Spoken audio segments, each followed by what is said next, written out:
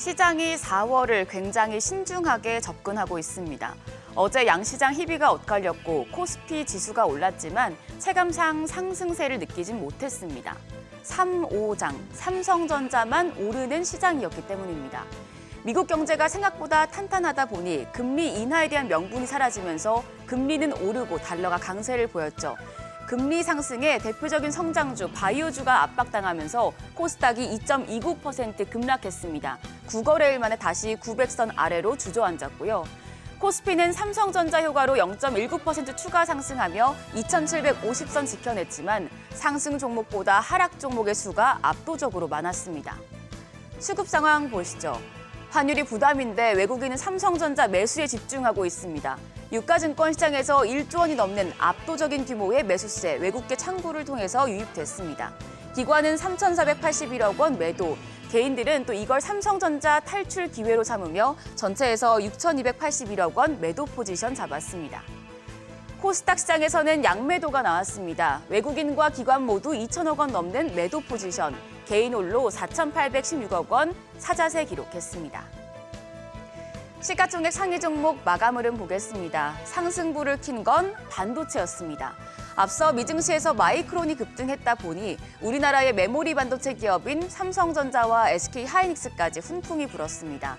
특히 삼성전자가 3.66% 폭발적으로 오르며 52주 신고가를 기록했습니다. 3년 만에 8만 5천 원에 장을 마쳤고요.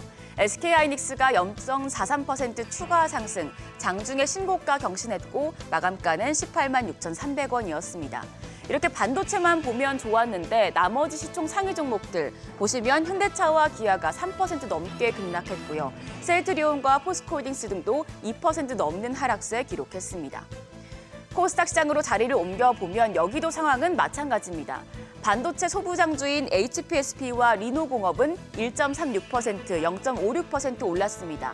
엔캠도 최근에 시세가 많이 빠졌기 때문에 2거래일 연속 반등하면서 어제도 6% 넘는 시세를 분출했는데요. 하지만 2차 전지와 헬스케어 업종은 퍼렇게 멍든 모습이었습니다. 에코프로비엠과 에코프로 3% 넘는 하락세 기록했죠. 여기에 또 간밤에 미증시에서 테슬라가 1분기 차량 인도량 쇼크로 주가가 5% 넘게 빠졌기 때문에 오늘 장에선 하락폭을 더 키울 수 있겠습니다. 그리고 헬스케어 대표주 중에서는 HLB가 3.64%, 알테오젠이 8.75% 급락, 여기에 셀트리온 제약까지도 2.71% 낙폭을 기록했는데요. 미증시에서 보험사 마진 축소에 대한 우려가 부각이 됐기 때문에 또 오늘 역시 추가적인 하방 압력 받을 수 있겠습니다. 환율 이거 어디까지 오르는 걸까요? 1,350원 선마저 뚫었습니다.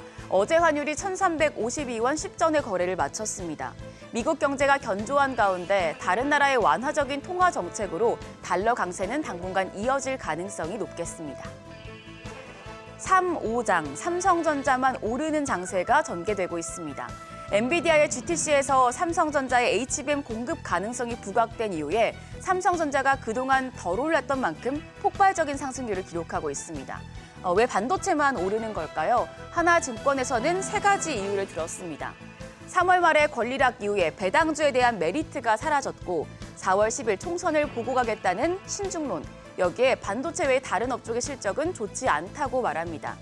1분기 실적 어닝 서프라이즈 기대감이 큰 업종이 반도체가 유일무이해서 반도체만 지금 시장의 대안이 될 수 있다는 거죠. 그러면 반도체 업종, 그중에서도 삼성전자만 유독 잘 가는 시장에서는 우리가 어떤 전략을 취해야 할까? KB증권 퀀트 보고서 내용입니다. 지금 삼성전자가 SK하이닉스 그리고 코스피를 상회하는 성과를 내고 있는데요. 이럴 때는 화학이나 IT 하드웨어 쪽이 시세를 내는 경우가 많다는 분석입니다. 종목으로는 유니테스트와 솔브레인홀딩스, SFA, 한솔아이원스 그리고 한미반도체와 삼성전기가 높은 수익률을 기록할 수 있다고 짚었습니다. 지금이 반도체 말고는 볼만할 게 없는 시장이지만 그래도 긴 호흡으로 보자면 방산 쪽도 괜찮습니다. 현재 이스라엘의 시리아 이란 영사관 폭격으로 지정학적 리스크가 또 한 번 커진 상황이죠. 최근에 글로벌 정세를 보면 무력 충돌이 그 어느 때보다 잦아진 상황이기 때문에 방산 산업은 본격적인 성장세에 진입했다고 볼 수 있습니다. 하나증권에서는 방위 산업이 상승 기류에 진입했다면서 단기, 중기, 장기 모두 긍정적이라는 보고서를 냈습니다.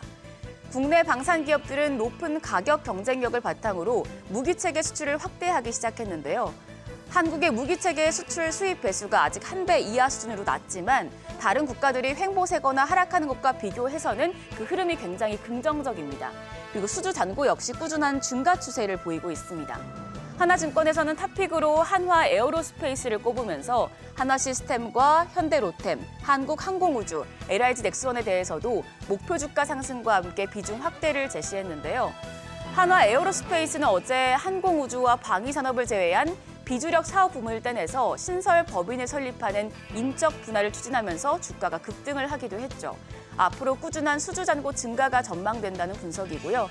그 밖에 하나시스템과 현대로템도 방산 부문의 성장이 예상되고 LIG 넥스원에 같은 경우에는 올해와 내년에 신규 수주 규모가 직전 2개년 대비 축소될 것으로 보이지만 AI 위성 영상 업체에 50억 원을 투자하는 등 AI 시대에 발맞추고 있어 주목되고 있습니다.